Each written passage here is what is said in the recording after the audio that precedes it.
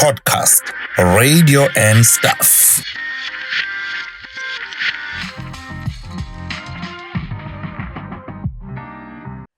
Ilelo suku again, usuku le podcast, radio and stuff.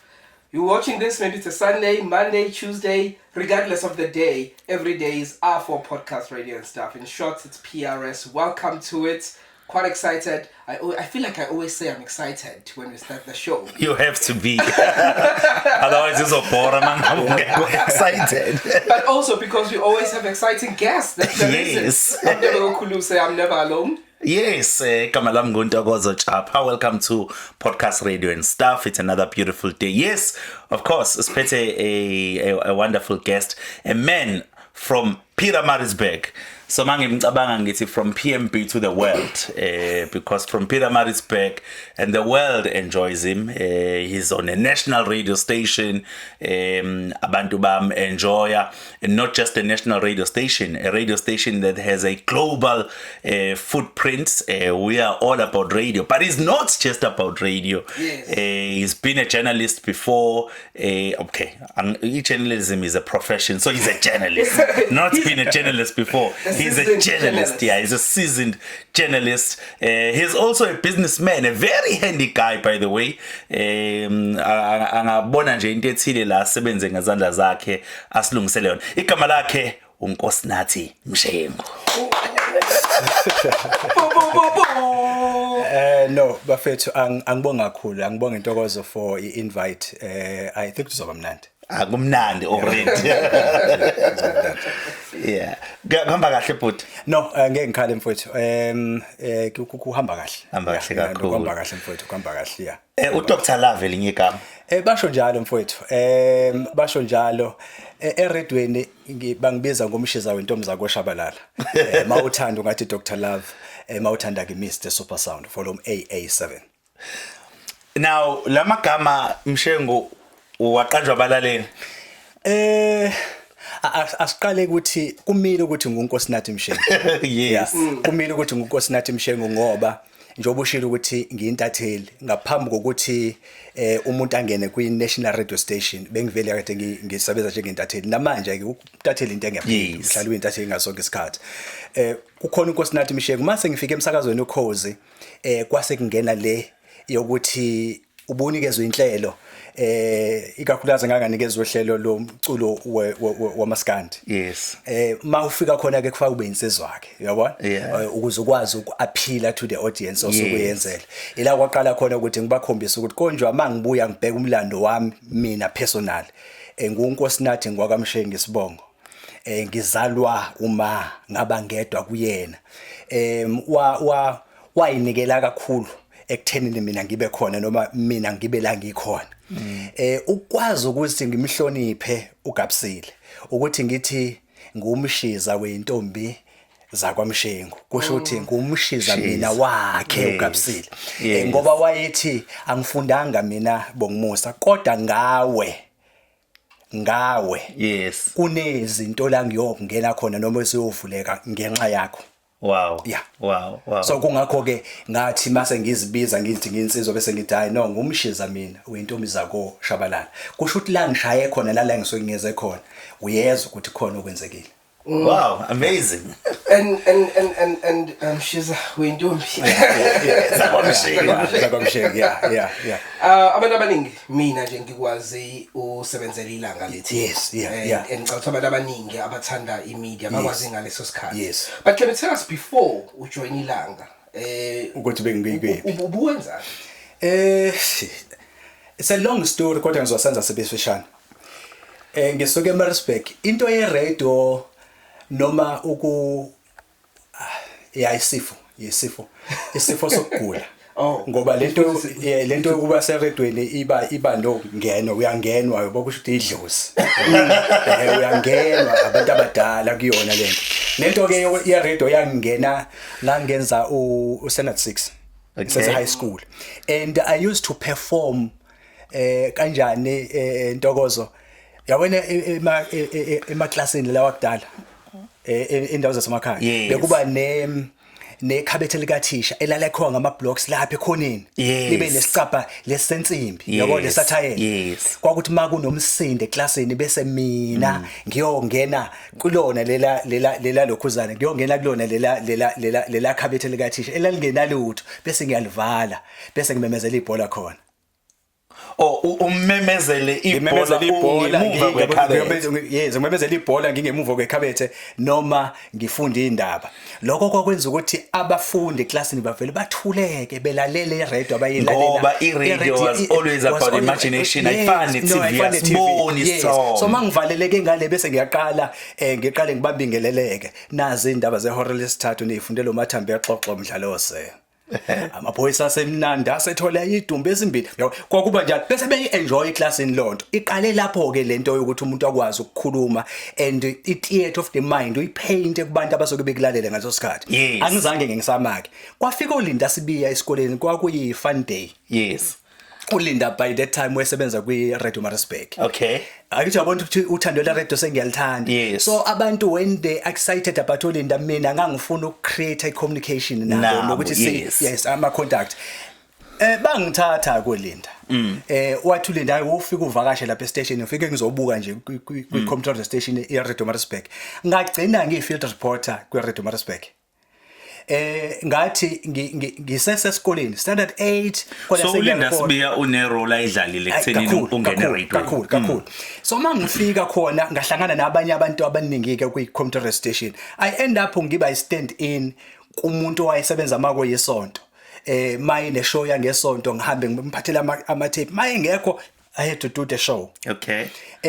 ngisese high school yabo Yes. qala ngisese high school ngithema ngiqeda umatric ngangibatshela abantu abaningi ukuthi mina wami umsebenzi wakhe eMaritzburg angikaze ngisebenze eMaritzburg ngasekhaya ngagcina ngisebenza engadini angikaze ke ngisebenza ngaseMaritzburg so ngasuka ngeze eThekwini mangifika eThekwini uma wesevele sengapha esebenza eMajaldini mangifika la umsebenzi wami bengifika eThekwini ukuqala Ntokozo ngiqeda umatric kwaba we-security guard ngasebenza kwi-National Guarding Service ngisebenza ebusuku and ngifika kwi-security guard ngiba i-guard ngase ngibhalisela izifundo zomntatheli Oh, okay. ngayitshela futhi ukuthi mangifika la ngifuna le ibe ilade la ngifuna ukuya khona Yes. ngizokwenza izifundo zomntatheli ngoba ngase ngiyile emsakazweni ukhoze ngifike ngihlale ngibuke ngaphandle and ngesikhathi ngenze research yami yayithi umbuzo othi uma ufuna ukungena okhozeni konje umuphi umsakazo ozoshona ngoba ngalesa sikhathi kwaqashwa abantu abawuthisha All right.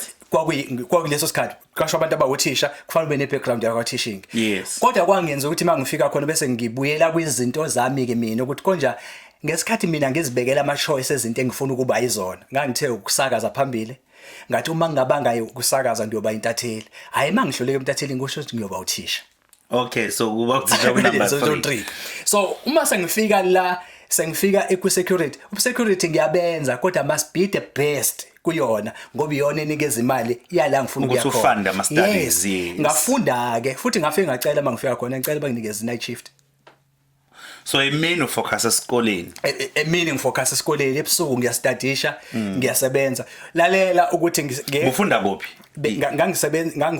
ngafunda e-Allen Bay Okay. ngi-correspond Okay. so emini kufanele ngifreelance because into yephepha iphusha ukuthi Ntokozo kufanele upractice Yes. kufanele ngifreelance ke mina ngihambe ngaye ema-office ephephandaba ilanga ngahlala nobaba owaye-editor ngaleso sikhathi ubaba uSipho bese Oh, yes, I know him. wangichazela Yes, kahle yeah. ukusebenza Yes. ngathi mangithi ngifuna ukuba intatheli wangibuza ukuthi ma ufuna ukuba intatheli uzala usonga izandla custom osiphethe ngoba istofa usiphethe story ngikunika computer ubhale yabo wangifundisa ke laba bangifaka emsebenzini lobuntatheli kukhona isikhathi la Ntokozo ngangasebenza sengifika ke la eThekwini ngagcina ngikwazile ukungena kwi-Durban Youth Radio ngifika kanjani kwi-Durban Youth Radio kwathiwa kunama audition asilethe ama demo ethu angina demo ke ngaya mina personal kanti ngizofika kune workshop on that day uyabona ke kulento ye-radio fa ube neqiniso to yourself sometimes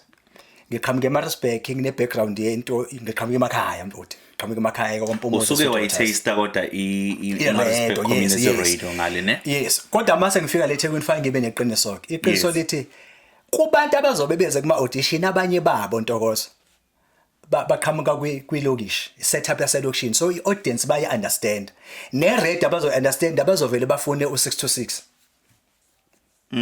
so mina iphi show engingase ngiyenze engayithola icompetition ngingacompete nabantu engazi kahle ukuthi hayi bakude kakhulu nami kabele ngacela ukuthi banginikeze uhlelo lwendaba i-current affairs Okay. uma bengakunike i-current affairs ngiyocela futhi ngicela ukubuyisa umculo wesintu uMaskandi nomgxobanyawo Okay. ngempela nganikeza lawo mashows ku-current affairs ngangaba yi-presenter ngaba yi-reporter ngiba kanjani i-presenter it's because abantu asebenza nabo babesebenzisa itimela Okay. kanti kuzoba nenkinga umunye wama-presenters okufanele ze-current affairs wangafika mina ngithi ngiyasebenza kwi-security emini ntambama sengiyabuya ngiza la eRedwini ngifika akekho ngithi ngizoshiya ngizokwenza ngizoreport ngiyafika kuthiwa on air presenter yenze show ayikho awungene emshengo uyishaya angiphindanga ngabheka emuva ke bhuti bathola umuntu already ngathi ngena nje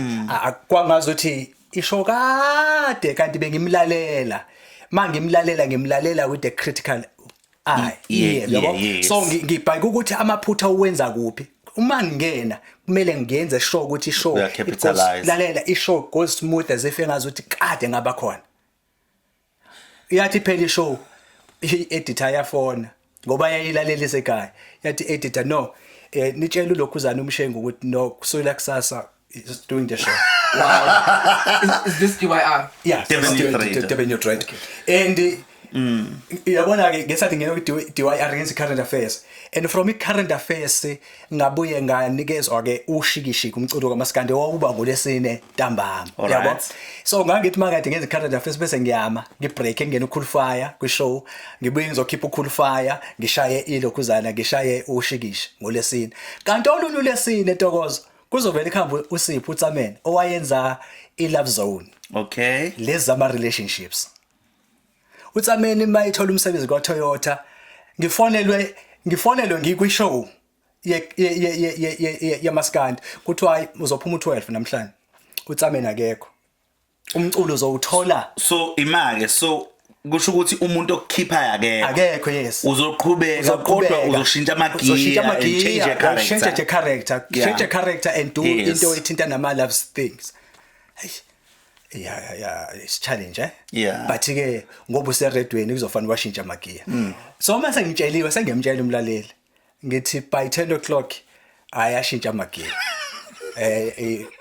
for the first time ever mina ngizobe ngenza ishow Love Zone uTsameni unabantu abamlandelayo kwikhungo zemfundo ephakeme yabona lo mculo omnandi umculo omnandi izinto ezidiscuss bazothanda abantu bayithanda into social media ku Facebook sekukhona into hayi sifuna ukuzwa kumshengo yabo lalela but the power of your voice the power of the voice uma ngabe on air i-voice kufanele imthatha umuntu umbeke la eduze ngihleli nje sengiyayitsheda lalela ke kuyashintsha ke lo kuyashintsha ukudla le pace ebengijwayele ukugijima ngayo la so sizoshintsha ngempela bangithi ngithatha umculo ngubeka la izasuka gijima nayo show and ngathi mangiyiqeda futhi show kwathuka ngangena umyalezo uqhamuka kuzowakho as a podcast manager by the time kwangena uzowakhe lalela but ayutsamene ngicabanga ukuthi noma somfaka kwenye show yabo manje siyakubanga kule show yakho yaMaskandi you need to take a choice what you gonna do something very interesting ngawe nasokhozini uke wayenza uMaskandi ne yes now by few abasakaza abaversatile by few ngingomunye wabantu abangakwazi ukuba versatile njengawe mangabe uzokhuluma ngokwazi ukwenza uhlelo lukaMaskandi nomgxobanyawo ukwazi ukwenza i-current affairs ukwazi ukwenza uhlelo futhi elezothando slow pace show elithinta ama emotions and talk shows okhozini you have done all of that this package umshengo because the truth is ukuba umsakazi akufundelwa. It's a talent ozalwa nawo. But then you keep on you know pruning yourself uzilungisa. How does a presenter get to this level? Yazi futhi into ithi eyokuqala ile ethi ngiyayithanda lethi fa ube neqiniso to yourself. Yes.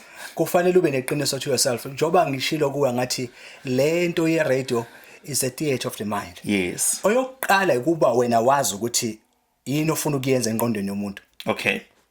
Yini ofuna ukuyenza engqondweni yomuntu and umuntu afole in love with what you do. Okay. Yabo. Ubalalela abanye abantu. Kuhle ukulalela abanye abasakazi uma benza izinto nepace yabo nokwazi yini. Kodwa okubaluleke kakhulu is equipe nge-information nawe. Okay. Ngaphambi ukuthi yo actor what you osukunikezwe ngaleso sikhathi. Ngaphambi ukuthi uyenze le nto you must have information. Yes. Ngaleyo sector sokukuyo.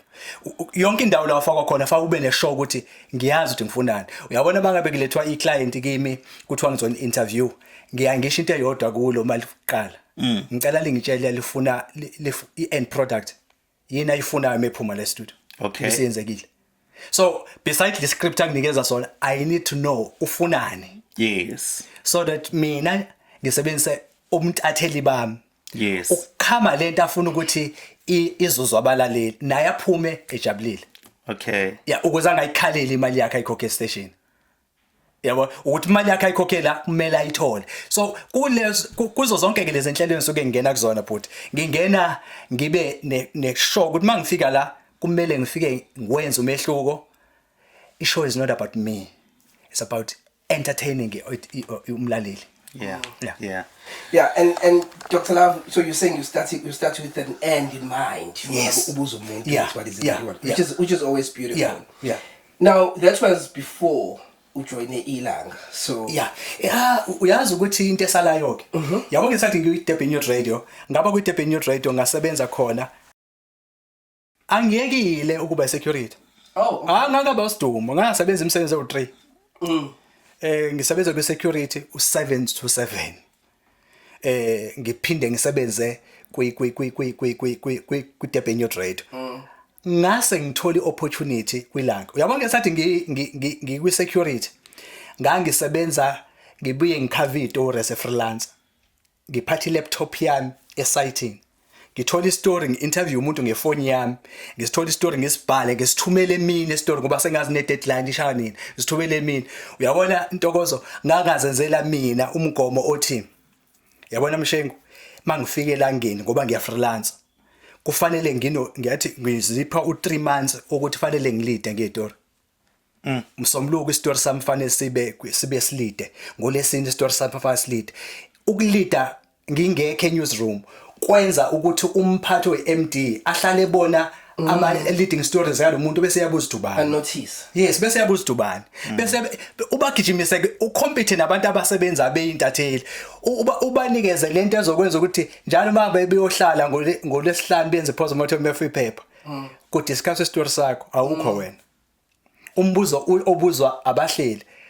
Kwenzeka kanjani ukuthi umuntu ongekho la akwazi ukunibhitha abhale izitori ezilidayo. Umsombuluko kade silida ngestory sakhe, ngolesine silida ngestory sakhe futhi again. Wow. Yabona. So ngangiphushela lokho nje. Ngabantu engangisebenza nabo esayithini ngayithi mangikhuluma bathi babeze bethi intokozo namanga. Omunye unkosi nathi lo. Can't be you can't. Ngoba umbuzo uthi usenza nini izitori? Emtathelini no develop ama sources. Create a relationship namaphoyisa. Yabo? Abantu abavele bakutshele ngestory besaya kusona. Yes, besaya kusona. Ngangibe ngeqe. Ngiphume la ngiye story ngoscover ngishintshe ngihambe ngoscover story ngibhale ngibe kuye. Yabo ngishuthela izithombe ngibuye bese ngiyayithumelela kahle. Ngiyasazi deadline ukuthi istory sami ukuze ngikwazi ukusebenza faka isiphushe ngesikhathi sokuthi ngisithumelele ngiphinde ngifone ngenze follow up with umhleli ukuthi sitholile istory sami. Yebo sithola. Ntambama kumele ngibe redweni. So le push yokuphusha ngama leading stories kwenza ukuthi MD itshela umhleli ukuthi ayifonela lo muntu umtshetse sesimdinga le newsroom. Wow. Yabo bangifonela bangitshela ukuthi angize elangeni. Ngafika ngasebenza. Lalela mangifika ku MD ngafika ngamtshela ukuthi ngise redweni uthando lami lokuqala radio. Yes. Kodwa ngizosebenza la kuwe. Yes. Ngicela ungangiyekise eDurban Youth Radio. Okay. into engizoyiyeka umsebenzi we security ngoba mase nginomsebenzi onginikeza imali ngoba usungiqashile yabona shoyo so I security yona ebi sustain yonke leminye imisebenzi ngoba ayinamali yabona into ered ayinikeza imali kodwa ered ngiyayithanda ngicela ukuthi ungangiyekise red wathi no it's fine you can carry on with the computer radio station ngoba ayikho kwi competition ethile uyabona shoyo ngalendlela ukuthi ngathi mangifika emsakazweni ephepheni ngasebenza lelingakabi khona ke ilanga leTheku ilanga leTheku yenye ama task umuntu anikezwe yona esefikile elangeni kwasahlanganiswa sase team of 5 kwakukhona sizwe Plose kukhona uZandile Tembe kukhona uZandile Tembe kukhona like Kane bese kuba yimina yabona nje bese kuba Alex the late Alex Mkhize what a great guy so Alex was our photographer so we need to sit down thina sanikezwe itask yokuthi this is a project ofanele iqale yayingekho bese siyayenza mina ke ngenxa ye background yomculo wesintu ne theater ngavele ngafocusa kulezo ama beat ami kwakuyileyo ukuphusha into yakamaskandi ukuphusha into ye tradition uphusha theater izitori zami zazengapha led so uzokhumbula ukuthi indlela kwakubhalwa ngayo izitori kuqala ze entertainment ayingabe ama hard news kwakuba izitori zema PR yabo ubani ukukhiphile ubani uyabona kuyilanga nje kwakune twins asagagasini kwakuba into encane leyo nto angikusho ngoba ngiyiphakamisa kodwa iqiniso lithi umaskandi uyilento yona namhlanje ukuthi nisenikwazi ukufunda izitori zikamaskandi because uNkosinathi Mshengu wakwenza kwaba umgomo wakhe ukuthi no sesifuna izitori manje ngabaculi bamaskandi sizolida ngazo futhi full story sizolida ngazo futhi izitori so wenza ama profile nekandali zakhona ezokwenzeka khona ngalendlela ukuthi sayiphusha kwilanga leTheku kuthi amasaqhamuka isolezwe uCharles Khuzwayo we freelance acting samgruma and uCharles Khuzwayo mase kuyisolezwe there was a competition big competition ngenxa yamaskandi because mina no Charles sesiyabanga manje siyaphusha uyabona wayivuma ke induku uMasati wayivuma 2010 kuMasati safena saqoka sobabili yabo saqoka kodwa it was nice mfethu ngoba into yokuqala yokuthi uMaskandi was no more uMaskandi ngendlela abantu ababebuka ngayo I-artist umuntu wayithatha phansi ayithathe from nowhere ayenze be big that was our strategy ukuthi umuntu let's give laba bantu laba uyabona Ntokozo kwi debate yayingena wawufana uyidefendele ibeat yakho wawufana uyidefendele ibeat yakho kwakumnandi ukusebenza lapha ukuba lapha la sikhona ngoba namanje uma umuntu mehlala ebuka manje into ezenzile because of ilama debate but it's ngithi mangithi noma ngihlanga nabantu sebethi ukhuzana inkosi ngithi kubona mina ngimaze ngakabi inkosi yena. Now something for ukuthi bafunde the young ones abasema university abakulalele as a seasoned journalist you are speaking about ukuthi you were always pushing to make sure ukuthi izitori zakho are the leading stories. How does one make sure ukuthi istory uscover ngeangle just a top level lokhuzana advice ukuqinisekisa ukuthi izitori zakho ziba interesting ne-edit ibone ukuthi ziya deserve ukuthi zilead webut okokuqala mhlambe manje asivume kunenkinga ekhona asiqale ngelanguage iqala uyabona ke Ntokozo into ebhekene neNingizimu Afrika manje it's a big challenge ngoba ama language awu11 official languages and kuqala Ntokozo bekuthi mangabe usebenza ngesizulu kube ngazuthi ngathi awuzoba namsebenzi ngoba uzosebenza happy ukuthi uzosebenza happy ngezulu uyazi ukuthi mina Ntokozo mina ngikutshela ngisesesikoleni indlela isizulu engangisenza ngayo ngangisenza ngoba ngangazi ngiyosebenza ngaso ngizoba intatheli ngizoba semsakazweni noma ngizoba intatheli noma ngiyogcina ukuthisha uma ngangiyoba uthisha ngakugcina futhi ngifundisa sona futhi isizulu yabo awu ngangenza konke okusemandleni intatheli ebesificana nazo ubuthola ukuthi ngenxa yokuguquka eNingizimu Afrika izingane zisuka ezikoleni zethu eziyofunda ezikoleni la isizulu esisecond language seyixubile ikoleni ukufica ingane Ntokozo cannot write ngeEnglish a good English cannot write. Okay. Stories nje se write Yeah. nge-English. Okay. Aphinde ahlule ngesizulu. So sine challenge ngoba ufunde kwi multiracial Yes. kodwa futhi uyahluleka Akakwazi ukubhala isingisi esiqondile. Kodwa futhi nesizulu. Akakwazi futhi kusho ukuthi anayo ilanguage. Akanayo ilanguage. Excela kuyona. Excela kuyona. Uyabona? Esikoleni uzoshiya kuthiwa kufunakala ukuthi aphase English ngezinga lokuthi kodwa lo muntu cannot bhala isingisi seDelisana. Story nje seDelisana asibhala. Yeah. Cannot write. So i-challenge ke sehleli nathi sesibadala sesibe khona. Umuntu ahamba obhala story afuna abuye siphinde sese write. Umuntu uhlelwa kick off. Yeah. Yabo kick off. Ngokwa ilanguage yasekubhaleni intokozo ile paragraph yokuqala. Kumele ingibambe. Yes, inaba 5 W's and H. Yeah, ofanele iphenduleke yonke lento lapha. It's the same thing. Uma ususeredweni. The intro. Yes. Your intro. All right. Yabo, your intro ungena ohlelweni. All right. It has to catch a person. Kumele ahlale la Kusho ukuthi leya link yokuqala emsakazi iyona ebalekile. Lento link yokuqala ibalekile ukuthi umuntu ahlale nawe trust ahambe. Mangabe sifunda indaba ngoba ube wayifunda indaba Yes. isiphi isitori ozoqala ngaso. Njoba kuyibulletin. Indlela obhala ngayo, indlela nje obhala ngayo it has to attract. It has to attract. Kwi radio ke kunezitembili ufaka ubhale bese kuba indlela oyethula ngayo kumlaleli lalela. Kumele yezwe ukuthi uyabo and ake ngikwenzele abafundi bezindaba abayimasterisha leyo nto. Okay. Uxabile Mbadada. Oh yes. Manyathela uma uba nenhlanhla okulalela uThokozana. Yeah, uThokozana. Khona ubaba kwakuthiwa uThemba Gasa. Okay. Mawayilalela kahle ivoice kaThemba Gasa wawungathi wena Ntokozo is not for a radio. Uyanenza. Kodwa kunento ayeyenza. uThemba Gasa uyafana no sando kuphuma manje umJ Smith ama voice up anokunenza ungathi wena kwe radio ungagcina ubahlehlele ngaphandle kodwa khona abayimasterisha okay babazi ukuthi ivoice yabo iyanenza ingase imboro umlaleli kodwa uyoba nezinto azozisho uyamkhumbula uThemba Gasa athi hesha kwangiphinda lokho yes that was cash in fact ezinye zezinto ezangidumisa kakhulu yes that was cash yes umJ mesefika unendlela yakhe naye oyeba nendlela yakhe ukhona uzothi mase eqeda bese ethi nazi ezephakethe yabo akushaye ngazo bese iyaphuma noma lezi zephakethe zine comedian encane uhambe wayoyifuna yena wayeseyibeka uyazi uthini uqala athi ngiyazi ke wena mlaleli uzothi useqalile kumje bese sixoxa so all the time makulalela mawuzolalela indaba zika MJ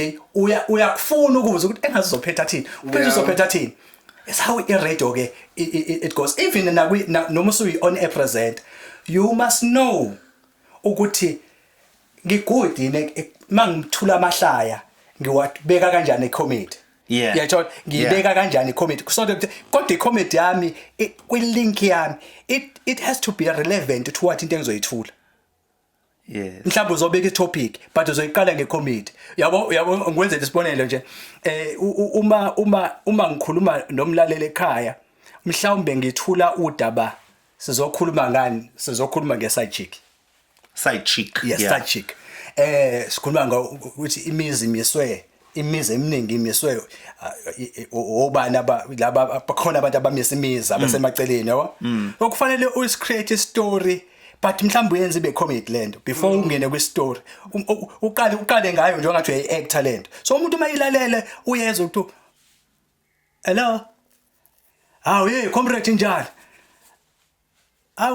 ngiyaphila sila sami no comrade is right umhlangano oyizolo kusho ukuthi uhlehlile comrade uhlehlile kodwa uzoba semndawo ngesame sikhathi yabo bese ngibuyela kumlaleli indoda ibanjwe ucingo la nkosikazi la manje uyafona usisi manje so abambana izinto lo sengo comrade manini manje hayi comrade njalo inqumo zithathiwe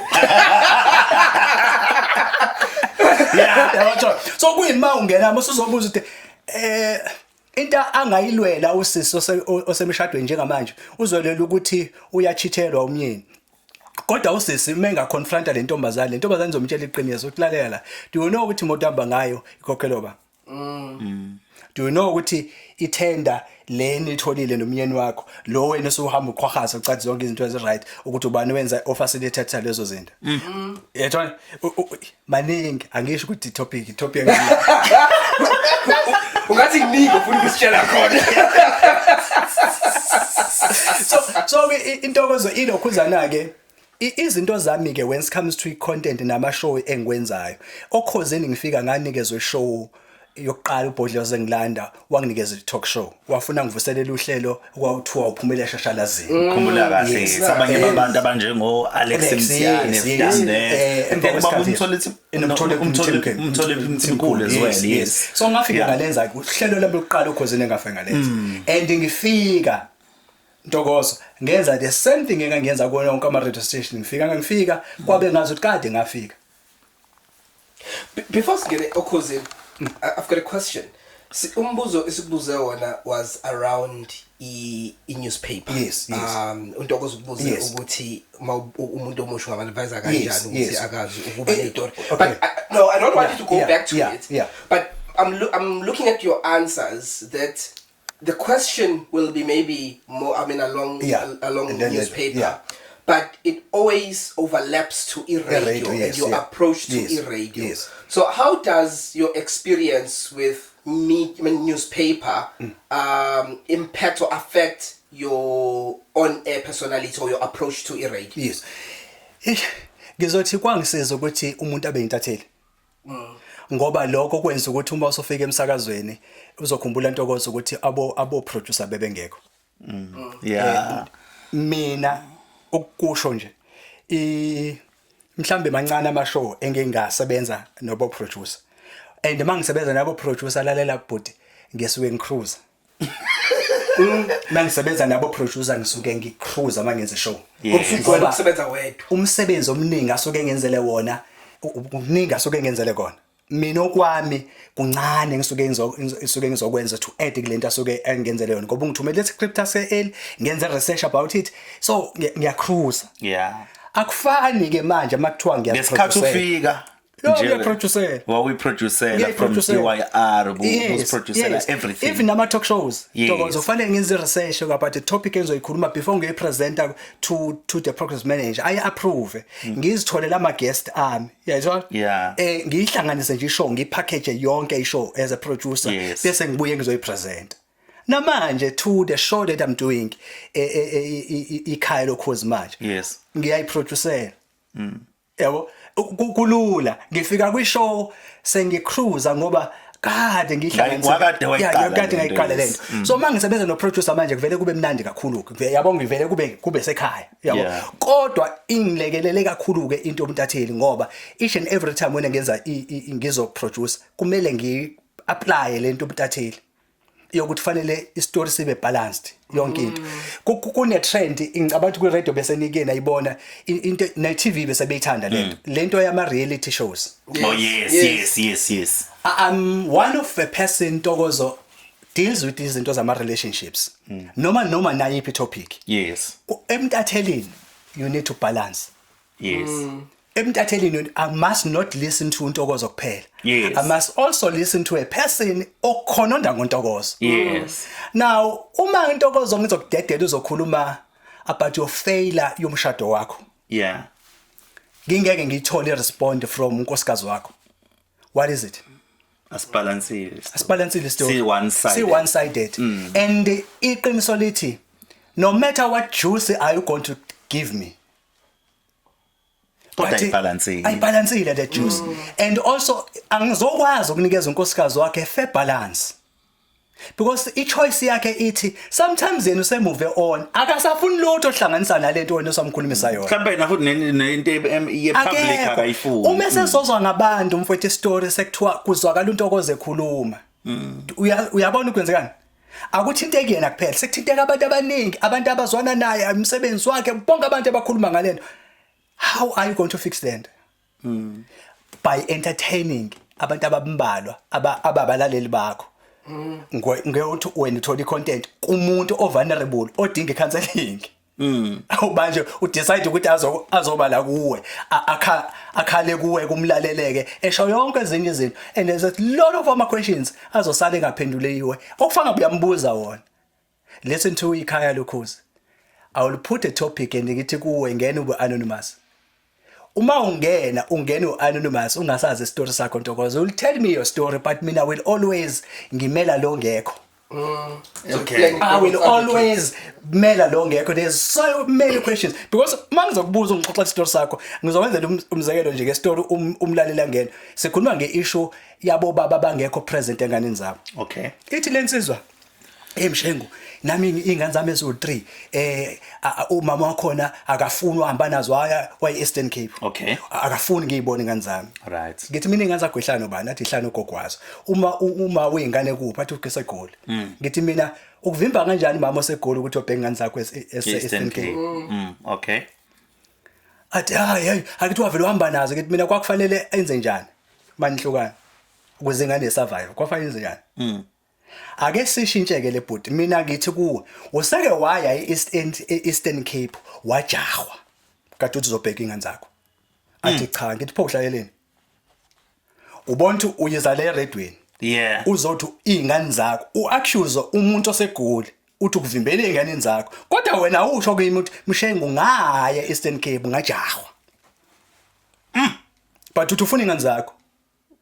So ake sishintsheke bhuti ake kuba lezi ingane zakho ihlala ekhaya kimi sengiyakubuza kwesibara awuzingane zobheka ingane zakho ngikhulumela ke emlandeni kwaseEastern Cape Okhulisa lezi ngane wesibara oyiqokisayo zonda every day ukhala sibara ukuthi wena ingane zakho awuzazi uhlaleleni KZN waqala washintsha manje imali angabi nayo ngathi okay siyashintsha ke story manje wena unamali yokuyobheka ingane zakho akukona ukuthi mawengane ukuvimba ethu ubheka ingane zakho. Yeah. And into ungekwazi ukuthola lo juice. Excuse le yokuthi awukwazi ukubona ingane zakho. So sometimes amaphutha nami ngiyazibala ezumsakazi esiwenzaza abasakazi sisympathize nalo phone ujabulele futhi story nejuice akuza nayo noma le guest esengilethile ezosherisha story sempilo yakho nazo esithinda nabanye abantu abangekho mase ngisympathize nalo la estudio bese usympathize nalo bese ungabuza imbuzo ecritical awubangambuza yona yena naye imsize futhi ngoba uyayigwema le your fumbling yakhe. Yabo umbuzo umuntu othi awube leqiniso to yourself. Iziphele relationship yakho nalo muntu yini wena wayenza? What when you contributed to ukuthi relationship iphela? Be honest. Yeah. Akwazi ukuthi yonke into ibingaliwe yakuphela. Uyena nje vele wathi I'm ending this now. No, akukwazi. Wena wingelusi. Masumlaleli uzozo, hayi mfowethu khona phela sake sabanga. Yabo? Siyahlehlaka manje. Yabo manje siyahlehlaka. Bese uyifuna ukuthi ngiyithathe mina ngithi ake simiyeke lo muntu wesifazane. Ikakhulu bengikhulumani bethu besilisa bathi ngibheka kakhulu abantu besifazane. Ngithi mina ake sithathekele ake ube ubhuti wakhe ke manje. Lo muntu obuthandana naye. If bethiwa wena advisor njengobhuti wakho ubungathini? Ishintsheke inkulumo. Yabona? So noma ehamba nami Ntokozo kodwa seshintshile inkulumo. Ngifuna ukuthi ke bhuti kubantu abafuna ukungena eRedway noma abafuna ukuba zintatheli. Yabo? Mawufuna ukuba intatheli kunama ethics kufanele wayilandele njengoba enjalo ama ethics. Kodwa futhi umtatheli ngaphandle kwama qualifications. One of those key ethics. Yes. If you can touch on them. But istory sakho fanele sibe balanced. Yeah. Yeah, istory sakho fanele sibe balanced. You can't just listen to one person. Umuntu oyedwa. Because Ntokozo content enzekayo. Do you understand ukuthi umuntu oyiba isource? A source person that comes afonele mina umthombo othembekile ongitshela ngawe Ntokozo. That person une beef now. Yeah. I must know why this person afuna ukungitshela amajuice aNtokozo. Why? Yini afuna ukuachieve yena? Yes. Yini afuna ukuachieve? There's a question to find ngizibuza yona Ntokozo. I must not be used ukulwa izimpi zabanye abantu. Ukuze ngingabe fanele ngimbuze the critical question yena lo muntu. uma sengibe imbuzo ukuthi nange ngixabana noNtokozo athi no mfowethu nje yini inkinga what is it umuntu uNtokozo nje ubheda kanje why yini ngifuna ukuthola ngilethele ufakazi ke bese bukhona ufakazi mase ngiya kuwena Ntokozo because uma ngikubuza udaba Ntokozo isikhathi esiningi lalela usokuyazi source Ntokozo mina uma ngikubuza isitori usokuyazi source usokwazi ukuthi umuntu okwanga okhiphela lo daba umshengu so uma ungilalela uyizongitshela ukuthi uyazi Mshengu ngicela ukuthi ungasatshela ukhuluma noNtobeko uthi yazi ukuthini ngifuna sibe straight la Mshengu ngifuna sibe straight akekho umuntu wazi lolu daba ngaphandle kwaSibonibani uyena athi manje base ngimvikele no namasource ami futhi ufakazi bukhona again kufanele mina mase ngibuya ngeza kuwena Ntokozo bese ngikubuza wentokozo kulo msebenzi wena eniwenzayo yini nibangayo ubani oxabene naye bese uyangitshela so mase ngikubamba mase ngilibambile udaba lakho uyazi ukuthi kwistory sakho mase ngixoxela istory siyashintsha before ngithathe Ntobeko abuze umbuzo I've got a very interesting question efika manje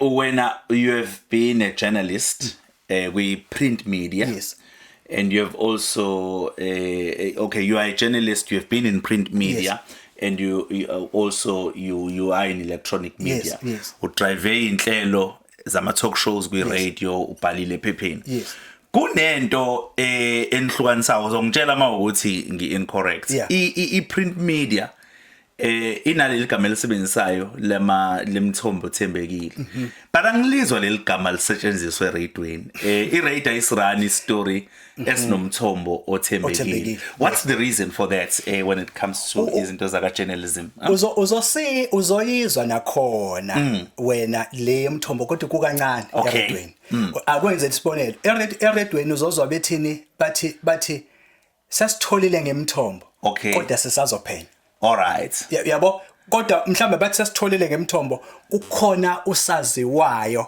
esingeke simushe igama lakhe basebeyazi ongasekho emhlabeni akithi abo basafuna ukwenza njani basafuna ukuconfirma namalungu omndeni baconfirm nabanye abantu ubone manje ukuthi sesithola istory sesiyarana kwi social media so kukhona rest in peace but uyothola SABC you still stand ingakangivezi ubusobakhe even nathi esewama on air presenter kuyasiba straight ke bhuti because ngabe isikhathi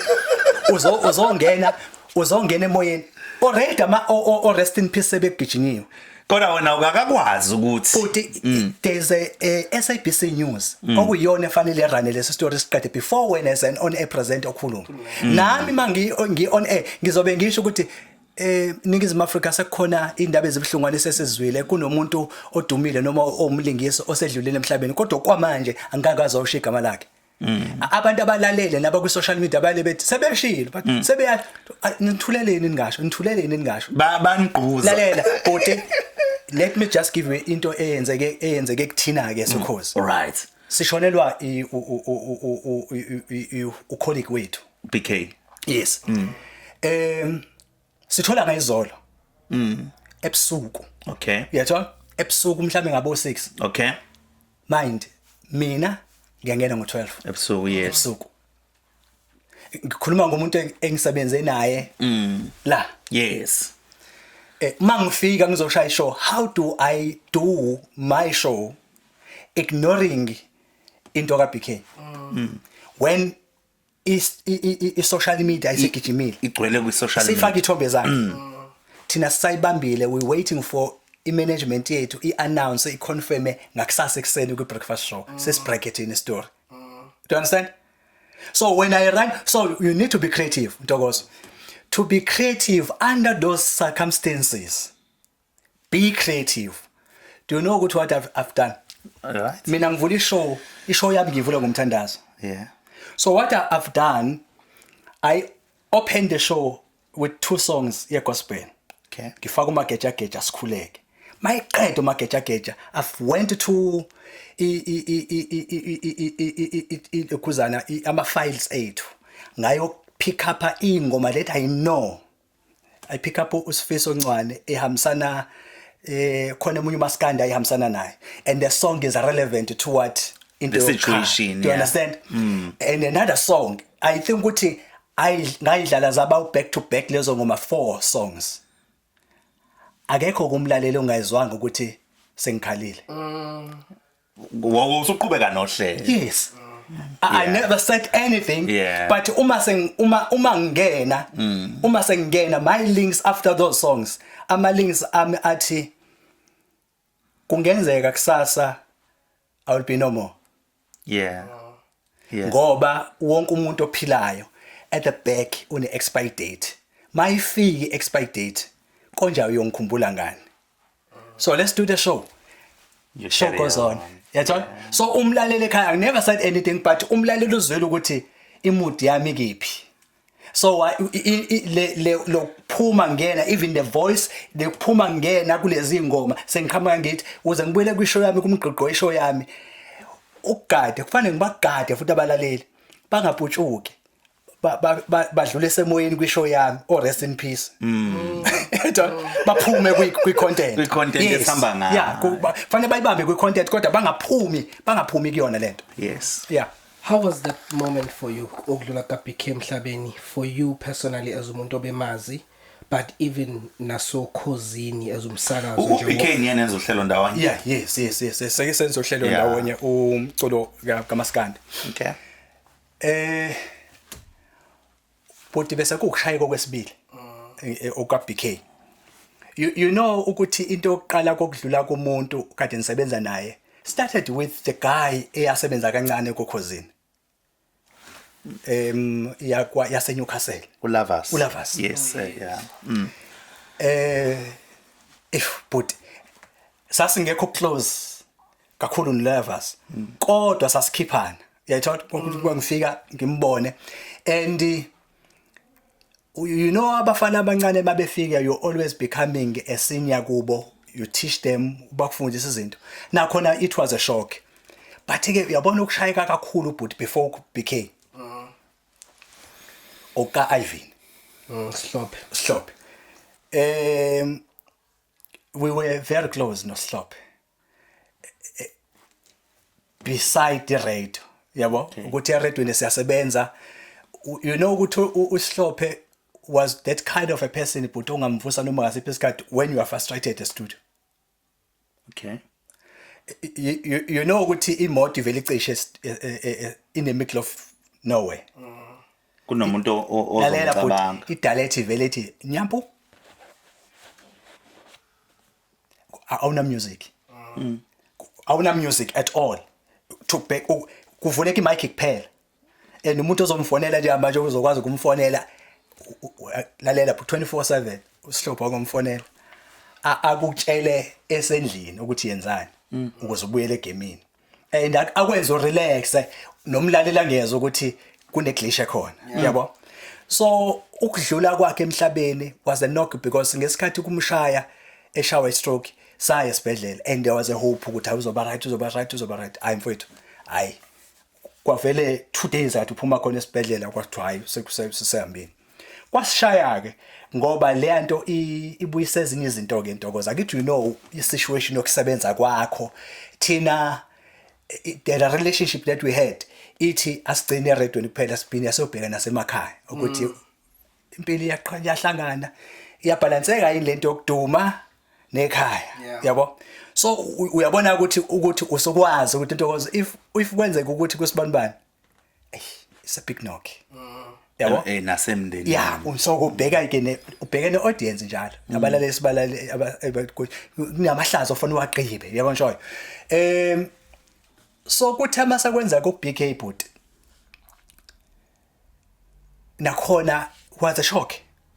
Kodwa I don't want to lie kuwe Ntokozo ngithi kwakuyinto engalindelekile ukuthi kungase kumthathe. Kodwa bese kumhluphe kakhulu ukugula BK. Uyabona uma uhlehlwe emuva kunekhawu la ebeke uthola ukuthi ngifonelwa ngo last minute kuthiwa hayi indoda akusenzeki. Uyazama ungena e-studio akwenzeki phuthuma e-studio hamba uyobamba uhlelo. Ngigijima ngihambe kolibamba uhlelo uyabo ngoba kusenzekanga. And lento besimnokha ke na outside noma ngabe kuthiwa ukephi mhlawumbe uzothola useqashiwe uyoba emsendaweni ethile. On his way eya lapho uzogcina engafikanga yabo because ovela phazamiseke endleleni agule angabusafika lapho.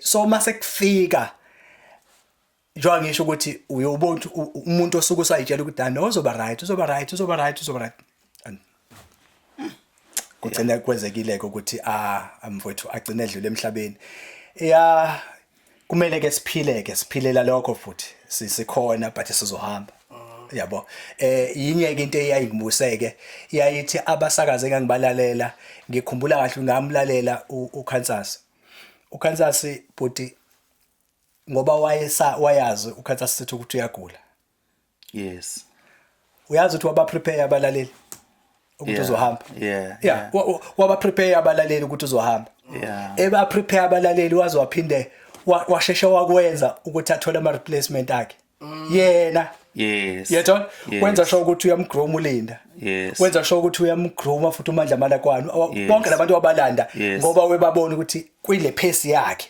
naba abantu abangakwazi ukubhala isikhala yes all the time uKansas will be saying the show must go on because he knows ezinye zengoma aduma ngazo leso because he knows ukuthi yes uyazi ukuthi uzohamba mosulalela ama interviews akhe okugcina wawuza ukuthi lama interviews akhe akakhulumi nje khuluma but uvalelisa kumlaleli ukuthi uma sakwenzeka you must accept kumele ubukele kubafowethu ke bobabili abazange bakwazi ukulithola that moment yes yetho kodwa futhi ku BK mawungalalela futhi amanye ama clips akhe uwalalela kahle yabo uwalalela kahle uzozwa futhi naye ukuthi there was something that ebesemtshelile ukuthi no man ngizohamba yakhona ingoma kaMaskandi ayithanda ayithi ngiphantela ingane zami mawilalela kahle leya ngoma uyizwa kahle vele uzuthi no man uBK was telling us something about the song so okhosini uzongikhumbuza wenze uhlelo siphumele shashalazini wenze uhlelo lwa Sunday ezingasoze zabuna Sunday ezingasoze zabuna wenze the Maskandi show ngomgqibelo ekseni and then the early morning show kwakulosothandweni okhozi ngilenza Sunday yes base kwasokuphinda futhi khona isikhathi engangasebenza khona ngolwesihlanu eNtatha lwesihlanu eNtatha kuphinde kube umgqibelo eNtatha bese ngibuya futhi sengizokwenza uMaskandi emini no BK kade ngingena ekseni bese ngiphinda ngizokwenza ezingasoze zabona on Sunday bese kuba ke nama stand in ke kuyenza ukuthi kwesisikhathi ikakhulukazi mako December bafethu basuke bebusy laba bakwi prime basuke bebusy bese ngiyaqhamuka ngizobamba okay the reason bengifuna ukukhumbula indlelo ngifuna ngoba ngifuna sibuke kafishane i-state radio manje you've been in radio isikhathi eside usuke kwi community radio and you've been with Ukhozi since 2008 2008 since 2008 you've been with Ukhozi since 2008 and it's now 2024 you are still with Ukhozi FM it's over 10 years now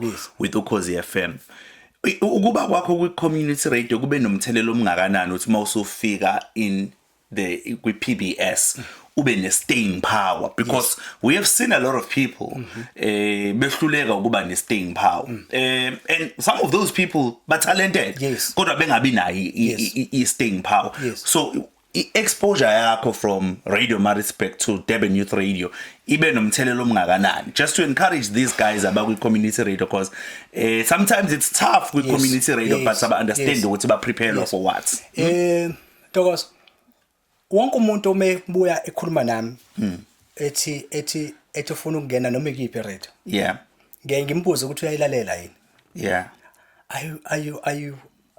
are you a listener of the radio uyayiqonda yini radio le radio ufuna ukuya kuyona uyabalalela yini so what are you going to bring that is not there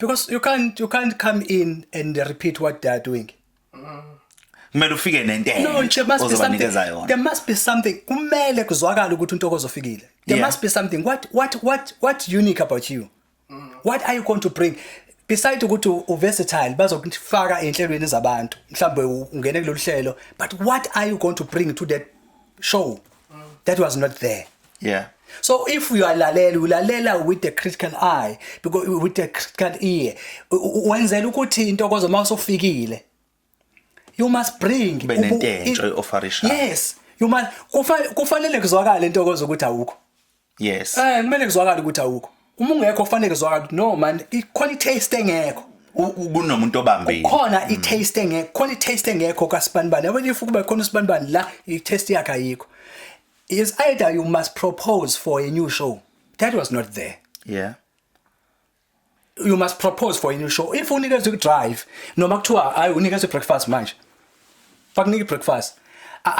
Yini ezoyenza ihluke kunale on edge ngamanje. Akungisiza ukuthi uphinde wenze the same thing. Uphinde same thing kade beyenza umuntu olalela ekhaya uyezwa kuthiwa untokozo osesebenza osenze breakfast. Fine ukuthi kushintshwe ivoice kuphela. Kodwa i-show is still stand. So why were you in? Bakuletheleni kanti? It's for your voice. Ibi nankingani ivoice ebikhona before. So you must bring something that is not there. Akukubalela ukulalela. Mawulalela kufanele noma ukhuluma nabantu abaphathi. You want to tell them ukuthi no man, you know, ngiyabalalela abantu abenza le show. Ngiyawala futhi ayile kuphela. I've listened even to your competitor. I listen wonke ama competitor in. But I don't think ukuthi ukudla engiza nako mina. Yeah. Neka ukudla. Give me a chance. So dikhona nizozwa ukuthi what kind of a food mina ngikuphekayo.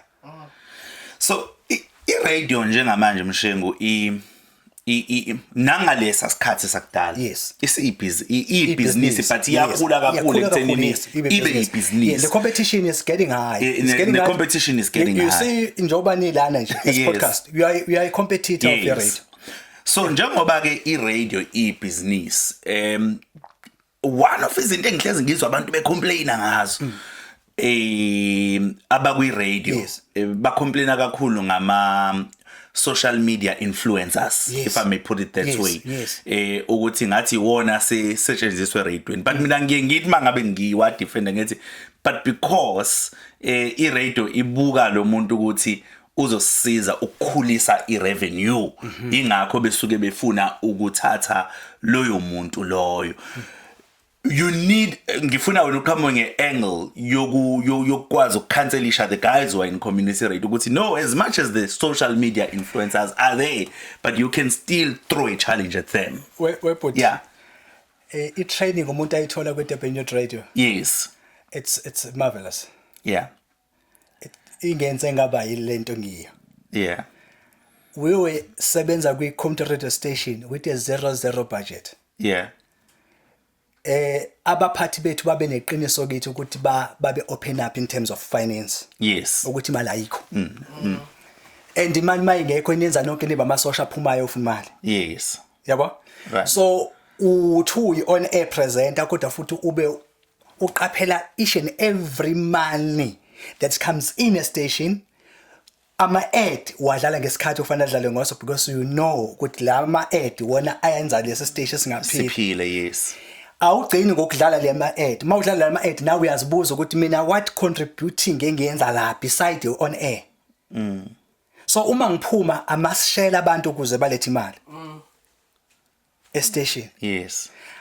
If mina ngithi I'm a sub brand on a bigger brand, the sub brand need to feed the bigger brand. Yes. Yato? So wherever la ngikhona I must represent a bigger brand ukuze abantu bakwazi ukuthenga. Yes. Mina ishow yami uma ingasabi nama interviews athengiwe, I'm getting scared. Yeah. Because I'm asking myself ukuthi ngiphila ngani uma ad ngeke. Ngiyabafonela bakwa sales. Ntokozo. Ngiyabafonela. Ngithi isikhathi sivulekile guys. Ngoba ngifuna ukuthi station isikhathi nginaso sivulekile. Yes. Obese ngibona mangizwa umuntu oyinyanga noma wenza izinto ezethe za relevant to ipackage enginayo esemini ngithi nimsaphi lo muntu lapho mletheni kimi yetho nami ngiyaphuma uma ngihlangane nabo ngibajeti isikhathi sikhona banothenga.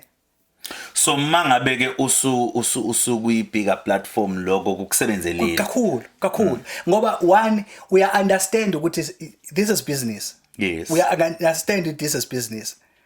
Uyabona ukhulumeke into kozo ukuthi i-radio ngendlela yokushintsha ngayo sebesebenzisa ama-influencers nabo basuke becabanga imizamo bazama imizamo yokuthi ba-attract i-audience ne-revenue ngebhadi kuvele ngahlangani ayishaya iradio kuphela lento Ntokozo Yeah. ishaya i-theatre industry ishaya i-acting industry. What is happening manje kwi-acting, you will find ukuthi bathathe mina as a radio person bafuna ukungisebenzisa kwi-show yabo. Yes, ngoba Bafuna audience, bathoneka. akithi bazi audience yami, bathola audience yami, but the question ekhona, I'm an actor now.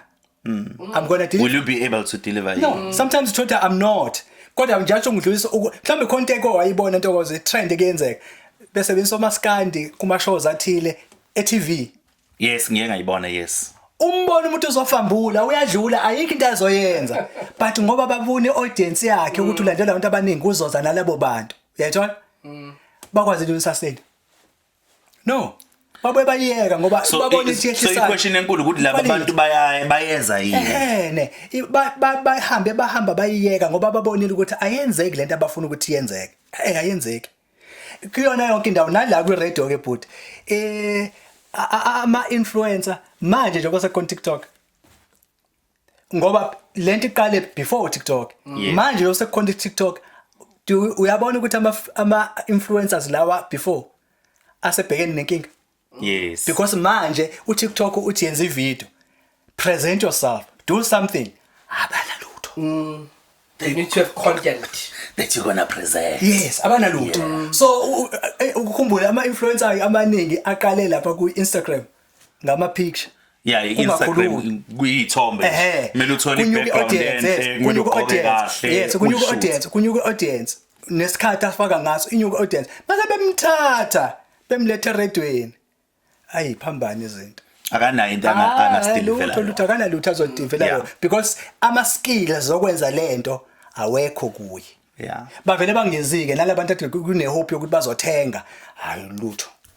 Yeah. ngibone status recently I can't remember ukuthi babe updated. Yes. Kodwa it was yesterday ethi khona umuntu osalalela radio mayisendlini. Yes. Ethi yena uyilalela radio uma ngabe semotweni kuphela. Yes. Kodwa bayisendlini ubuka ama podcast, ubuka TV, ubuka Netflix nazo zonke ezinye izinto. You mentioned ukuthi njengoba khona le podcast nje si competition to e-radio. Yeah. So ngokwakho i-future ye radio ibukeka kanjani? Isazothatha isikhathi futhi i-radio ukufa. Okay. Awuthi ngikwenzele isibonelo. Ngesathi introduce TV. There was a fear yokuthi i-radio yafa. TV will take over. Yeah. You can go manje buthamba okwenza your own research. I-TV kuthina ke kuthina kweyethi platform within iSABC. I-TV isastainwa yithi be radio. Ukuze ba survive. It's not doing well. Yeah. It's not doing well. Because umasa siya kwi-business, it's not doing well, but the radio is still doing well. Into challenge yiyo yokuthi ama on air presenters esiwasebenzisa njengamanje. I understand ine environment abadlala kuyo. Who is your target market? Who are you talking to? Baphi? How are you going to attract them? But when you do your radio, ubalethe manje kuye radio kodwa futhi ubalande kuma podcast, ubalande kuzona zonke lama platform. Into ama podcast inhle ngento eyodwa. Ithi at your own space noma ngasiphi isikhathi. Yes, you can watch it. You can catch up and you can watch. Let me tell you this guys. Ukuthi ungahamba manje uyobheka. I don't have podcast ya radio mina. You can't get it ku platform yethu. Yeah. Anginawo. Nginama kwishow yami izinto ezisellable that's going on is trend. Ama spice othando. Okay. Or ama topics. But we will never get them. Kwi-network, kwi-internet. Why? It's not because ngoba anginayo technical producer to do those things. But Ntokozo, mina ngifuna umuntu ozongilalela manje. Hayi uzongilalela kusasa. But Michelle. Do you understand? Ngiyalana ke Ntokozo. Ngiyakuphoqa. Do you understand? Yeah. Ngiyakuphoqa to make an appointment nami while I'm doing the show. Yeah. Because uma sekuzwa ekudayiseni abantu abathengayo bathenga ishow not podcast. Yeah. Abathenga iradio bathenga ishow yami ne listenership yami. Now uma wena ngizokuhleplela umphako umphako engihlephelela wona uzowuthola kubantu akade belalela bekuthumelela snippets amancane not the show snippets into othi Ntokozo uthi moyilalela ibiyenzeka nini bathi ya amaspice ayizolo bese uthi abakasikhathini amaspice bese bekunika isikhathi so you make an appointment nami to listen to me because uma uzothi uzobuya uyithole the business itself is gone ngikuluzile wena as an audience as a listener i-listener yami ishona phansi yathola abathengi bale show yami bathenge ngalesi sikhathi lesi ngilalele ngaso once ngakupackagela into yala ngesakhe isikhathi I'm losing you. Hey, I want to ask him something, but no, you can follow up on that. Yeah. But Mshengo, are you not shooting yourself on the foot? I was yini ngokwenza kanjalo ngoba phela you know it's very important ukuthi as umsakazi uhambisane nesikhathi, right? Yes. So if you look at your competition, ula wena usebenzela uKhozi FM, but if uzobuka your competition iGagasi FM njengoba ula iKZN, but they are big with social media. Banama interviews ngizolinganisa interview kaAlex Mthiyane noDokotela uzokwazi ukuyithola yonke ku YouTube. In fact uzokwazi ukuyibukela and many people are consuming it from that from that YouTube channel. Ngiyakholelwa ukuthi iyalekelela ekuthenini akhulise uhlelo and so bayakwazi ukuthi benze i-social media isebenze to their advantage. Uyabona ke Ntokozo business wise siye kwe reality audience is dropping to the show itself anyuke social media lapha ku YouTube for example so you must create platform ethi social media help you drive abantu ukuthi not ngeke ba drive ba drive yabona Ntokozo once umuntu waqala wanento ethi ayimshengu ngizomlalela ngesikhathi ngimilalela ngaso akephinda abuyeze kimi ngeke aphinda esa alale show while I'm doing it show no uyazoyithola lapha ya now kufanele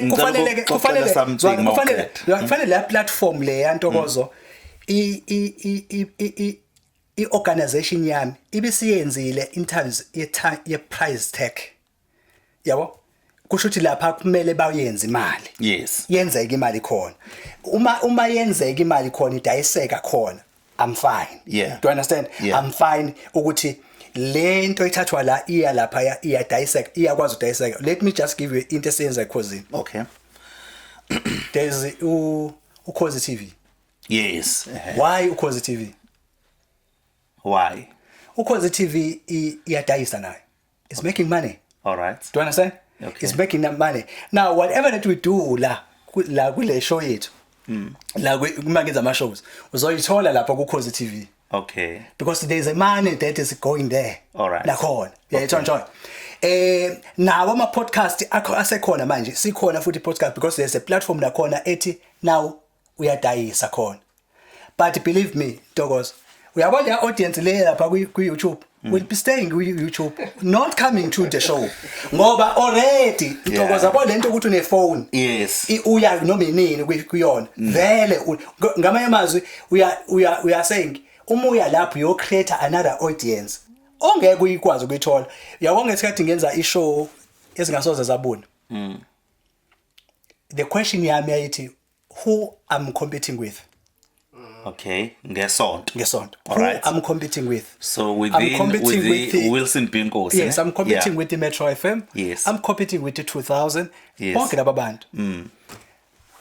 Who is your target market? All of you. Abantu abafana nani Ntokozo upmarket people.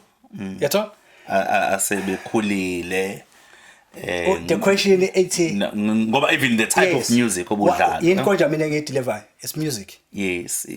Not necessarily kakhulu content. Yes. It's music. Untokozo unemoto. Uhlala eZimbabwe. Une crew, unabantu bakhe abawudlala lo mculo. Yes. Banama USB. Banama USB these guys. Banawo. This kind of music that I'm gonna play. Banawo. They can play it at any given time maybe phone. Uma uzoba ne show labantu uthi batargetile labantu Ntokozo you miss uyabo ubheda kanye into kanye bafonelana bese bethi sohlangana kwabani sohlangana kwaMshengu on entertainment ndawo yakhe with good music oku USB bafonela private chef abenzela ukudla baye khona bawulalela the same music they're going to play now ukuze ngibalethe la kule show yami Ntokozo bangilalela I'm giving them a platform of sharing the kind of music that they are playing in my show. Okay. Hence I introduces I'm a music chef. Yes. Ngiyakhumbula leyo feature yakho So music chef. if ngibiza umuntu music chef dokotela. Yes. All the audience yakhe nebantu bakhe Bafuna ukulalela. bazomlalela because manje sebeya compete with kind of music that they're going to play. Bawudlala la kule show. Uyabona njani? So akithi yabo manje sengiyazi ukuthi ma ubheka uWilson mina ngeza no music chef sengimthathile umlaleli wakhe Yes. ngokwecaliber yakhe Yes. abantu abatargeted usela bonke abangani badokotela abazobelalela ukhozi ngalesikhathi Yes. because they balalela music wabo futhi udlalwa yimi ngubheka announce mina okwami is to put ama spice amancane to each and every song that I'm playing bese be damn it you know Yetwa ngilalele show so ukubalalela I competition yami ngilalela ngilalela I compilation yakhe edlala I can tell you abanye babo ukuthi ngibabhida ngoba bazophinda the same music each and every Sunday mina ngisizwa ama music chef because they come with the music called different bakunikeze bona and by marketa bona show yes ukuthi namhlanje ngizobe nginosibani ngizobe ngiNkosinathi Msheng and playing my own music yatho and now ayabona ukuthi usuthini kunalabo abalaleli ke bethu manje ukuthi noma radio sihambe ngaka but ngeke ngithi siya concert radio yabo thanda ukuzwakala emoyeni yes Kathi kukhonzela abantu ababili abathathu bakhonze kubantu behlele endlini bebathathu yabo bena yonke futhi inhlobo ye social media yok interact but bayenza so kimi will be saying ngiwenze lesibonele ngithi thuma mina ngihambise imbali zakho zothando kumuntu wakho so usebenza a creative way to do it yes yatho so manje ngena azovela ngene nje enze into endala yokukhonza but we're saying something that is relevant to the music that I'm playing yatho njalo so ngifuna ukubuyela kule ama podcast Ntokozo ukuthi iyasebenza but ayisebenzi futhi ngoba njengoba ngisho ukuthi yabo nje uma une phone you don't see the reason why you njoba kunabantu abashona I don't see the reason why manje ngizolalela radio ngoba ngizoyithola la ngizoyithola mayiqeda umshengu at any giving time ngizoyithola into njoba injalo isho kumshengu ngesikhathi sami now kufanele be platform yokuthi ayithole le show ngesikhathi sakhe ibikulungele ukuthi iyathengeka nayo iyadayiseka for I station ngikuso ngoba u develop another audience ayitho u develop another mina kodwa elami lithi manje Ntokozo mina ngikudinga la That's a very interesting perspective and I think ngidinga la mina fresh what you miss me now uzozwa ngabantu bethi hey yabo mawuzwa ama spice uthi engcoba bengimzwe yatho ngoba bengimuzwe mina kunokuzwa lento siregidiwe isitrend ngoba ngimazi beqaliphi No, thanks for sharing that. I think it's a very, very interesting perspective in this day and age, social media. But just going back a little bit, we are approaching the end. Yes. How did you join Ukhozi FM? How did that call come about? But begade, you know, ngeke ngaba intatheli ehluphayo. Okay. Yeah. Ungahamba usiguglushela kuNkosinathi Msheng ngeke ngaba intatheli ehluphayo ngiyomuntu onesibindi mina uyabo ngiyomuntu onesibindi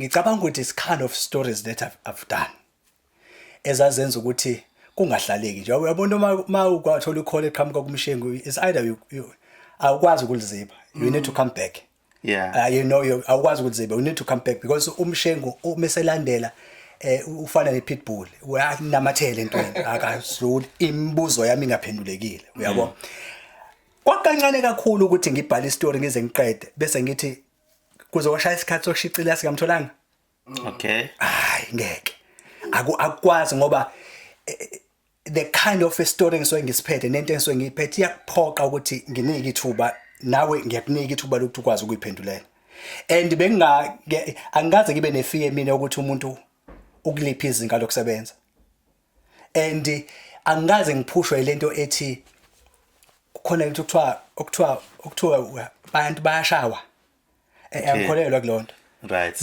mina ushawa izinto sokuzenzile Ntokozo So masikhuluma ngokuthi abantu bashawa mhlawumbe ucacisela umuntu ongayi-understand ngiya-understand mina notobekwe understand language yakwa media Ntokozo kuthiwa ngathi uyahlaselwa kune personal vendetta kudilwa nawe yabo nje Right.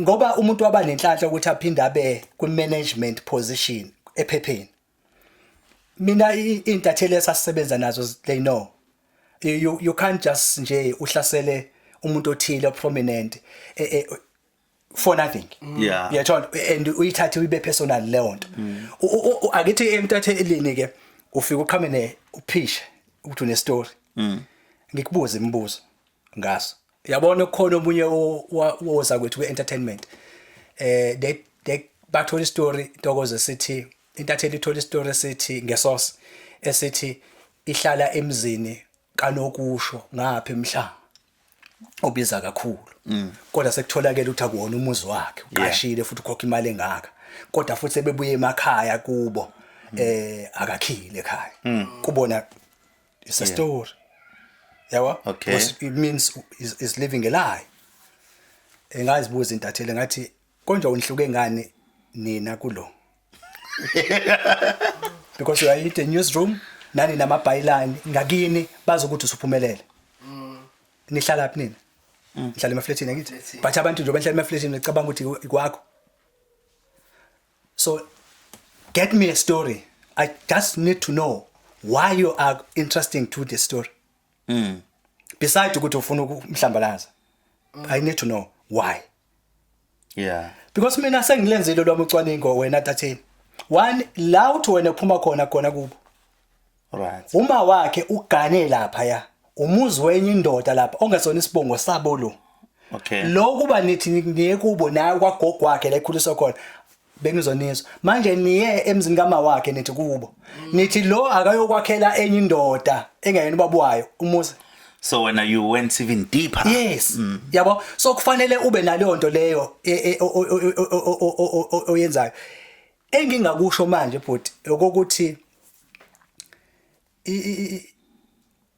ngathola i-call from the late station manager uBhodloza ngake ngagijima nezitori ezazi serious kakhulu ngake ngagijima nodaba lePayola within i-radio industry iPayola isho ukuthi kuze kudlala umculo wami. yes ukugwazelwa kwabaculi begwazela abasakazi and ukuze kudlala imculo I've run that story within nje ngijima nayo kakhulu ngijima nayo kakhulu ngoba umuntu wazi wafika naseGoli kuyibongelo zami nje kuya mawusoqhubeka nomshiza wentombi kuze kuvele ukuthi umasha nendlu because mase ngifike eGoli there was a setup abaculi abathile nabantu abathile abebe involved kulento okuganga bezama ukungithusa nje bawushisa neBNB angangikuyona Yo. Umuntu wasindake but umuntu wasarana le story yabo istory yona ngisho istory wemogijima naso istory sishintshe ngikutheka uNtokozo sometimes the source kusuke kukhona into enibange nayo so ngoba ke mina ngilo umuntu obheka zonke lezo zinto nami I had that ngihlala phansi nabantu okwamasource ababelwa with a big story do you understand Yes. kodwa babelwa so I Yes. just sit down thatha information bese ngithi hayi awungibone sibanibani esiphuza icoffee and when siphuza icoffee avele kufike lo muntu alwa naye bese ngisacela nisale nixoxe daba yeleni ningangifaki Yeah, so thani lento yenu bese ngiyaphuma. Yabo, mina nginofakazi bakho, nginofakazi balo. So if nina nobabili ningafuni ukuyexoxa lento yenu, I still gonna run the story. So lungisani lento yenu ningangisebenzisi mina. Yeah. Because now you misleading abafundi. Yeah. Because nini enilwayo kahle kahle. Yeah. Story sasishintshile, nini enilwayo. And how did that story Niba ngama client. lead to Bhodloza calling you? After a while, I get lezi stories zasigijima and after a while wangifonela. Athe indoda. Ngikathu elalele enye yamalokhuzana yama talk shows ami kwi DYR kuyisonto. Ngathi mangiphuma nje ngathola ucall kuyena. Athe indoda awucabanga ukuthi kufanele uzongijoyina ngapha. Ngithi mina Wow. awu baba ngikujoyina wathi I know akade ngilalele ilokhuzana ishow yakho le talk show kuyisonto and sengikujwayele ukulalela ngaqala ukulalela kade wenza umaskandi ngaqala ukulalela kade wenza umaskandi manje ngiyakuzwa mangikuzwa la ngiyeza ukuthi hayi man le show ngifuna uyibuye le show uphumele eshashalazini hayi bazokuthinta Monday. Wow. Monday bangifonela kwakusho ukuthi hayi indoda woza for interview. Hayi guys for interview mangifika interview awu saziduma. Kodwa hayi no uthe umphathi eyakho le show. Yes. Yeah, and then So uzoqala. yayisa exist ngaleso sikhathi noma yayisimisiwe. Kusenesikhathi impela ngasekho. Okay. I-interview yayingolesibili. Kodwa uyaqala ngomgqibelo. Wow. So you must prepare your show. Opening yakho umgqibelo. I-brief usuyitholile. So you must prepare your show. Ekhambeni kwesikhathi okwamanje uzoyisebenza wedwa. Kodwa ekhambeni kwesikhathi sokulethela abantu. Abazoproducela and all other things. Ngafika ke ngifika ekhosini ngangenza leyo show kuphela bese ngiqhubeka nokubhalela ngini. And there was a confusion but because commercial radio station manje. SSSikhulu. And ukhozi becoming a target yamaphepha when it comes to my news. How did you balance that? You know, kwasuka umkhulu umsindi even in newsroom. Okay. Mang sewithola ngibuye ngizosho ukuthi ayisengithole opportunity okhosini ngizokwenza talk show. Kwaqala kwathiwa in newsroom kusho ukuthi kuzofanele ube khona imhlangano ongasayihlali. Because manje asikwazi ukuba nawe la kanti futhi ukuba la uyabo. Lapho nangapho khosini ngizofika ngibe semhlanganweni ngapha. Ngiyaphuma ke emhlanganweni ngibuyela ngapha emsebenzini ngifike ngisebenza kuphuma istory esithinta ukhozi or I on air present. Uyabo kukhona ulinda nje ngiyazi ukuthi emqondweni wakhe wayebala lento ukuthi ngihlangene nabantu abafuna ukumshaya ngesikhathi bembhala kabe elangeni. Kukhona istory engangithi mangiyibuka mina ngise newsroom zibhalwa noma besiqala ukusebenza abantu ngingekho kusona kodwa ngihleke the way okwenzeka ngayo because one I know isource ya leso story. Okay. Ngiyabaza futhi ufakazi bakhona even noma kuthiwa ungamthatha umbeka la umuntu uthi ake sixoxeleke nje sixoxela nje frankly isikhona istory yayithola istory sikhona baby kufanele basibhale hayi ukuthi kunento mhlambe ke ngenzeka that I don't know ukuthi mhlambe banama personal agenda you know khona istory sake senziwa yiphepha sibhala ngoza kwethu odumile manje ku social media owayekade nathi lapha elalele esibhedlela so ulinda uyahamba uyombona esibhedlela mayifika ufika isituation ihlukile. Okay. Alright uza kwethu ulele esibhedlela kodwa uza kwethu wayethandela ke unabangani bakhe ephepheni uthanda ukuyiphusha futhi yena ephepheni. Okay. Yena umemoza kwethu la ephepheni. Okay, ama journalists. Yes, okay. ukuthi abeze bazom Bona esibhedlela. Cha bazokhava nje story sakhe sokulala kwakhe esibhedlela. Okay. Bazosikhava ngoba bazi bamshutha. Beze bazomkhava. Istory mase besibhala laba bathi kwembula kwembeso. Ilokho yena uza kwethu akutshela indatheli ukuthi azokubhala. Okay. Akazi usodwa ngithi usodwa mayifika emoyeni kade kuza kuthi uzolo u right usotobe mayifunda iphepha libhalite totally different from into ayibonile so ulinda uthi hey labantu angibazi banjani serious ulinda honest akazi ngempela ukuthi labantu ababhale story babhale bathola ibrief but bona bathola ibrief ngizoyibiza kanjani bathola ibrief bathola ibrief bona umuntu olele esibhedlela yena obangenisile futhi yena obanikeza ithuba ukuthi bamshuthe elele esibhedlela nomkhale wakhe manje ngiyasazi lesi story Nabe ngisazi la. no ngiyasazi manje wena usikhuluma in codes you see ngoba no angithi kwenzekani so uma mina ngiyintatheli sengibuka yonke lonto ngoba angithi mina nginokwazi so angikwazi ukupick up ucingo ngomfonela uSotobe imtshela ukuthi ayilalela istory sekanje yabo because bayayiphusha ngizothi babesho njalo bethi bayayiphusha iyona indlela abayiphusha ngayo ngenhlanga uzomthola umuntu Ntokozo uma ngabe sekusondela isikhathi sokushintsha kwenhlelo you'll find ukuthi umuntu unama profile unabangani bakhe bentathela bambhalayo bazombhala kamnandi bazobhala ukuthi ngoba ufuna ukuba mningi emehlweni abantu ufuna ukuba mningi emehlweni abantu but wena ongayazi lonto wena you'll be coming and ufuna ukudefend umuntu ucathi uyahlaselwa Ntokozo kanti yena uyajabula yatho istory simbi ngapha ephepheni wena somngani wakhe uyoxabana nentatheli yena leso story lesa besimbhala kabi wes kuyena into enkulu kabi kuyena uyayifonela intatheli nashaba bafana uthini yabo nashaya bafana ngakho ke zikhona intatheli bezibanjalo ebezithola zisebenziseka yetho ngisho kukhona intatheli ongeke ukwazi ukuyisebenzisa njengabo Nkosinathi so nami ngake ngazithola Ntokozo ngikileso simo so ukuthi uthola ukuthi mhlambe khona babeyitshela ukuthi uyisource makukhulunywa ngomthombo othembekile especially ngalesi sikhathi usebenza both kuKhozi neLanga so mangabe kubhalwe istory ngoKhozi kuyiLanga kwakunalo kholo ukuthi lo mthombo uthembekile uNkosinathi okay lo mthombo uthembekile uNkosinathi kwesinye isikhathi uthola ukuthi yabo ubona abantu babeyikhuluma into behind your back uthola umuntu uyasaba ukukuqonda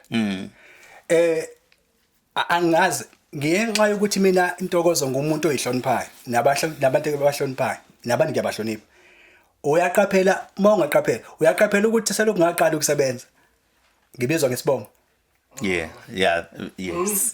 yes kunjalo umshengo yes yini na angizithuli kanjani ngeke ngithi nguNkosinathi Mshengo kodwa indlela engibahlonipha ngayo abantu okukenza ukuthi abantu babize ngomshengo yabo and lokho ngithi ngiyasithoba kakhulu ukukona ngoba ngihlala nginjalo umuntu kukhona omunye umuntu obona ukuthi angisibone isidingo ukuthi ngifake ngihlale phansi nomuntu ngimchazele ngimchazele my own story ngeke ngithi ngizomiyeka naso kuyothi ngelinye ilanga mayise right esazokwazi ukukhuluma nami bese ngimnikeza ke ibrief baningi ikoza ukuthi abathole lelo thuba lothi mase beseduze kwami abe yamazi umuntu ovela abe open athi yazi mfethu angifuni qamamanga bele ngihlale nginako lokho ukuthi lesa story lesa bakungibhala kabi lapha ngangicabanga ukuthi wena mfethu yazi mfethu ngisanda ukuyithola manje lento ukuthi kwakungawe ukuthi wangahlangene la futhi wawungayazi lento le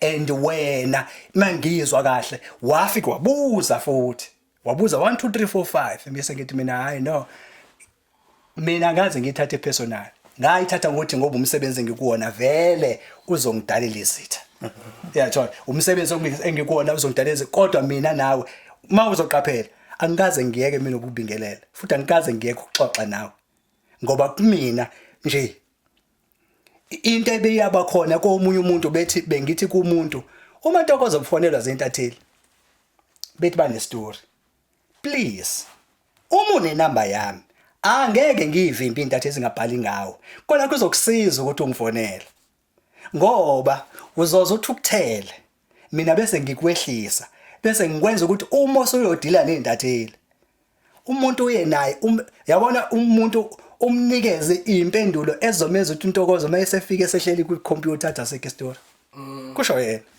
Yeah. athi asikho isto abuyele kuwena abuyele kwisource yakhe sevutha bhe athi hayi wena ngifuna ungisebenzisa Yeah. yes ngoba uma uzongifonela mina ngizongifonela frustrated babe no asilungise So sivele sigqoke defensive hats. Yeah. We are hopelessly out of time. Mshengu, you mentioned ukuthi uSotobe engqondweni yakhe waye nokuthi ngenze ukuthi ngomunye wama sources. Isinjani relationship phakathi kwakho noSotobe? But